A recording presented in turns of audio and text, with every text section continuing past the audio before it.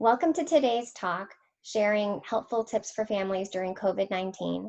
My name is Regina DeMeo, and I'm a family law attorney in Maryland, DC for over 20 years. And this year, I also had the honor of being a professor part-time at GW Law School. With me today, I have a fellow GW Law alum, Adam Moskowitz, who has focused on trust and estates work for over 7 years in the DC area. Adam, thanks so much for being here today. Thank you for having me. Absolutely. So if people want to contact you, could you share your contact information? Absolutely. Let me put that up for you. How's that? Perfect. So how long have you been with doing trust and estates work? So for the last 7 years, I've been doing estate and trust planning, administration, and some litigation when those circumstances arise, whether it's family infighting or contesting a will or fiduciary disputes, I get involved in the litigation side as well. Okay. And how has COVID-19 impacted your work? So it's interesting. Of course, there's been an uptick in the industry in terms of people being concerned. And they think, well, maybe now I need to get a will. If something happens to me, if I get sick, maybe I need some sort of medical directive or healthcare power of attorney. So there's been an uptick there. But also, interestingly enough, people just have that free time. They're more available at home day to day. So a lot of people who haven't made decisions, or we've been waiting on information from them to make final decisions about their estate plan, they've been reaching out in droves. So it's been busier. I'm at the office, but without any staff. So that's been different, doing a lot more administrative work than I usually do. But that's fine. It means I get even more exposure to my clients, and I really enjoy working with them. So it's been obviously uncertain and challenging times, but professionally, it really has been an opportunity to get closer with my clients and spend time helping them figure out this iteration of their estate plan. Wow. So can you cover just some basics, like for example, the difference between a trust and a will? Sure. Why don't we get into that? So people often go down a rabbit hole on the internet looking into wills versus trusts and what that means and why they would do one or the other. And the answer is that for a good number of people, just doing a will is fine. Okay, if you are a young married couple with no children, or you are single and you are middle-aged and you don't need to, you're healthy, a will may be just fine. But the way that I like to describe it, and people have really been picking up on this language, and it's something that I started using, I kind of came up with as I was meeting with a lot of clients in the beginning of my career, is that as far as I'm concerned, you have only two types of assets, okay? Because I'm not a financial advisor. I'm not here to make you money. But I am concerned about the direction of your assets. Okay, so you have two types of assets that have direction and assets that don't have direction. And so assets that have direction are really simple. So if you own a house with a spouse, and it would typically be titled tenants by the entirety, and if it's not a spouse, it might be joint tenants. But in either circumstance, you have a right of survivorship. So if one of the spouses or one of the co-owners, the joint owners, passes away, that asset still knows who owns it because somebody alive is an owner. So if one spouse passes away, that asset has direction, it automatically vests in the surviving spouse. So it's an easy way to see that. With a life insurance policy, if I have a life insurance policy and I name you as the beneficiary and I pass away, that asset knows who to go to. It has direction. You're a named beneficiary. So typically when you have just spouses, you have joint checking accounts, you own a house together, there's not a lot of planning you have to do when the first spouse would pass away. But when the second spouse passes away, as you can imagine, if you own a home or if you have a joint checking account and both spouses pass away, that asset no longer has an owner that's alive, and it may also not have a beneficiary that's named, depending on the type of asset it is. And so those assets that don't have direction, Like if I have a separate checking account and I pass away and there's no joint owner and there's no POD or TOD named beneficiary, that asset doesn't know where to go. It has no direction. And so when it has no direction, it goes to purgatory, which by alliteration in the legal world we call probate. And in probate, the will is what gives your assets direction. So a will is only going to govern those assets that don't otherwise have direction. Okay. So if you are a married couple and all of your assets are joint, including the title of your car, you might not have a probate estate if you're the first spouse to pass, because all the assets have direction. None of them need to go to probate. And whether or not you have a will won't really matter. So when you really think about direction versus no direction, people say, well, I'd like to make sure all of my assets have direction. That way I can avoid probate. They've heard this really scary term called probate. And the truth is that probate can be expensive, and it can take a lot of time, and it can hold up assets. And it's public, right? That's right. And if you have a will and you go to probate, that will is filed with the Register of Wills, and it is technically on the public record. So if I pass away and I put all this personal stuff and language into my will, and maybe I'm a famous person or I'm just a person of interest, you can go and request a copy of my will, and no one can stop you. So the difference is that when you have a trust, the basics of it is that there's really three reasons to have a trust. The first is if you are worth more than $10 million in Maryland or $23 million federally as a couple, you may want to do some tax planning. But that's not the majority of clients that I'm working with. The extremely wealthy, maybe the 0.1%. So that would be one reason. Another reason is if you have minor children or minor grandchildren who may inherit. What you don't want to happen is for minor children to inherit assets in their own name, because they can't. They're minors. They have no capacity to do so, which means that if a minor is named as a beneficiary, don't do that. If a minor is named as a beneficiary of your retirement account or your life insurance policy and you pass away, the child cannot inherit the asset. A lawyer has to open up a guardianship estate for that child to inherit the money. Then when the money is in the guardianship estate, every time the guardian needs money for the child, the guardian has to hire an attorney to petition the court to get a court order to release the funds from the guardianship bank account. And that's whether the child needs a backpack or braces or a car or tuition. The other downside to it is that in the guardianship estate, all of the money is released to the child when they turn 18 without restriction. And maybe you were the most secure 18-year-old ever. I probably wasn't, and most people probably aren't. And so inheriting all of their money at age 18 is probably a mistake. And so by naming a child directly, you can run into issues like that. If the child inherits via a trust, you can dictate exactly how the money is spent. So that's another reason to use a trust. The third big reason, and more what a lot of people are looking for who may be watching this, is that it can avoid probate. So you may have heard the term revocable trust with an R. So revocable meaning you can revoke, modify, change, amend anytime you want. So if you create a revocable trust, it would be a revocable trust in your name, of which you are the grantor, the trustee, and the beneficiary. So what you would do is you'd go to your financial advisor after the trust is created, and you'd say, so I have an investment account in my name, and I have this trust now.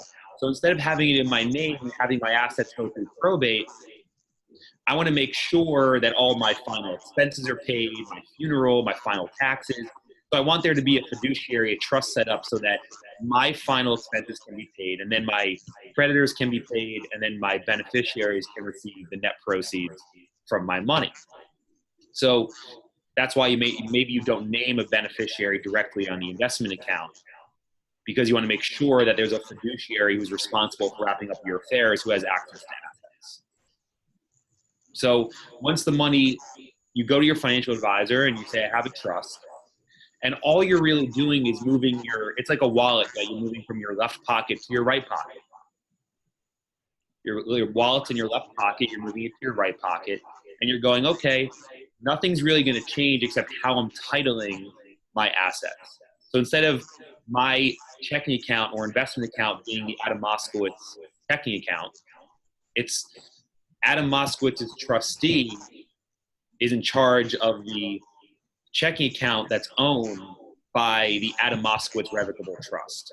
And so the title of the asset is a little more complicated, but nothing changes. There's no new tax ID number. There's no different tax return. It's as if I still own it in my own name. We're just retitling, and in that way, we can avoid probate. What other documents should people consider as part of having a full estate plan set up? Sure. So when we talk about estate plans, we go through the differences between wills and trusts and why you should have them and in which ways they should be set up. But we also always recommend, if you don't already have them, financial power of attorney and some sort of medical directive. There's all sorts of different terms for medical directives. You've heard medical directive, healthcare power of attorney, living will, natural death declaration. So for me, I personally don't like using the term living will.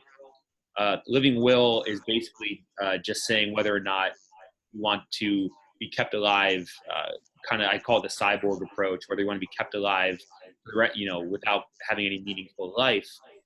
And most people don't. I don't like the term living will because it confuses people with their last will and testament. So I just call it a medical directive. And effectively, the medical directive allows you to nominate your healthcare agent if you cannot make decisions for yourself. And then you can get as detailed or general as you want about whether you'd want to be kept alive on life support, whether you want artificial hydration and nutrition, and whether you want to donate organs. The best way to explain the importance of it is most people remember the Terri Schiavo situation. And with Terri Schiavo, what happened was that she was on life support and the doctor said she has no reasonable expectation of recovery. What do you want to do? And the husband said, we should let her go in peace. And the parents said, absolutely not. And because Terri Schiavo did not make that decision in a healthcare directive or medical directive and name an agent, there was a big fight and her healthcare became national news. So I don't want my clients' healthcare to ever become national news. So that's why we recommend doing that. Now, the other document is the financial power of attorney. I call that the break glass in case of emergency document. The financial power of attorney is only effective while you, as the principal of the document, are alive.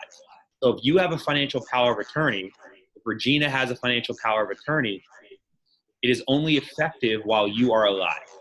But while you're alive and maybe incapacitated, that's why it's break glass in case of emergency, if there's anything that you need to do transactionally, financially, legally, and you cannot do it for yourself, a bank, a financial institution, a lawyer, CPA won't be able to interact with anybody unless a court appoints a guardian for you.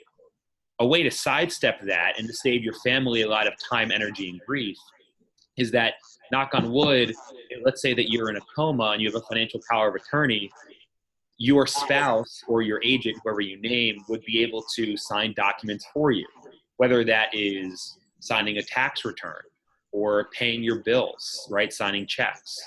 If maybe you're in the middle of going to closing on a house or selling your house and someone has to sign the closing documents, that's what a financial power of attorney would allow for. Do you have a list of these documents that people could see? Sure, I have a basic list here. Great. With some of the main terms that people will want to think about. And, I encourage people to reach out. I'm happy to do free consultations over the phone or by Zoom or by FaceTime. I've been doing a lot of that. And to really, dive deep into the case-by-case issues that people might have. And I recognize that a lot of issues can be simple. maybe we do something inexpensive and simple, but at least you have some peace of mind. So are people able to do this as a package deal? Like if all these documents are, I imagine they're usually done all at one time. Sure. And so all of the estate planning that we do in my office and that I do is a flat fee. So basically, after having the consultation with clients, I will determine what I think professionally that they need. If they have choices about whether maybe they want to do something more simple now, and when they get older, they want to do something a little bit more sophisticated, I will quote a flat fee. And so you will know exactly what the project is going to cost and what you'll get. And that includes the meetings, the correspondence, the preparation of the documents, updating the documents before the signing as I get the information to put the documents in their final form. It includes providing witnesses, a notary, and keeping an original set of the documents in my fireproof will safe. Are people still able to sign these documents currently under the shelter-in-place orders? So it's a really interesting thing. There is so much back and forth on the listservs between the attorneys. And there's a couple of things to say about that. The first is that lawyers and law firms, technically as an extension of the judicial branch, are deemed essential. So businesses and law firms have continued to operate. Now, as far as actually getting people in a room to sign documents and to have witnesses and a notary, that's a whole other issue. Governor Hogan in Maryland, and I think DC has also done this as well, they have done a temporary remote notarization act so that it can be done. Now, the hoops to jump through are a lot. And so we haven't been doing a lot of remote notarizations. We are really offering two things at this point. The first is to wait. We are trying to be optimistic, and hopefully in the next month or so, people will feel less restricted. And I think we're shooting for mid-May, beginning to open. But that's all subject to change. Right. What I'm doing is called safe signings. I've kind of coined that phrase, safe signings. And I'm telling people that we have a big conference room. We're able to stay 6 feet apart. Everyone can wear a mask. We have many disposable gloves and Purell. And most of my clients have felt comfortable coming into a space where it's really just really 3 to 5 people in a big room, separated, taking all the precautions. And we've had maybe almost 24 signings that way in the office. Wow. Do you have any final tips for people in light of the crisis and what they should be doing? Sure. So I think that my final tip is that even though it's under bad circumstances, you might not have as much downtime in the future as you do now. This might not ever happen again, and I hope it doesn't.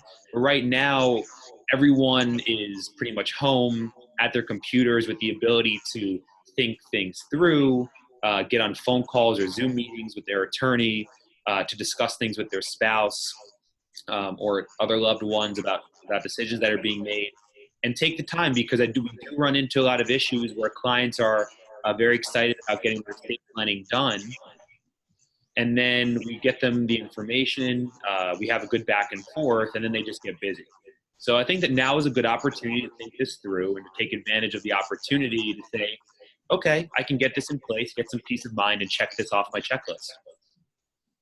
Makes sense. Well, Adam, thank you so much for giving this talk today. You're very welcome. And I will add as one last talking point for people is that if you have a retirement account, there are brand new rules that came out called the Secure Act. And it changed the way that retirement accounts are handled. It also changed the way that people can inherit retirement accounts. And we're doing a lot of sophisticated planning, allowing for eligible beneficiaries to have as much tax-deferred growth as possible. And the only way to do that for a minor is really through a trust. And so if you have a retirement account and you have named a minor directly as a beneficiary, we should have a conversation. Great. So how should people reach you? What's the best way? The best way to reach me is right here, either by email or by phone. If you want to leave a voicemail, I'll get back to you, but email is probably the best way. Great. Well, thank you for tuning in. Stay well, stay healthy, and we'll see you next time. Thank you for having me. Good to see Thank you. you.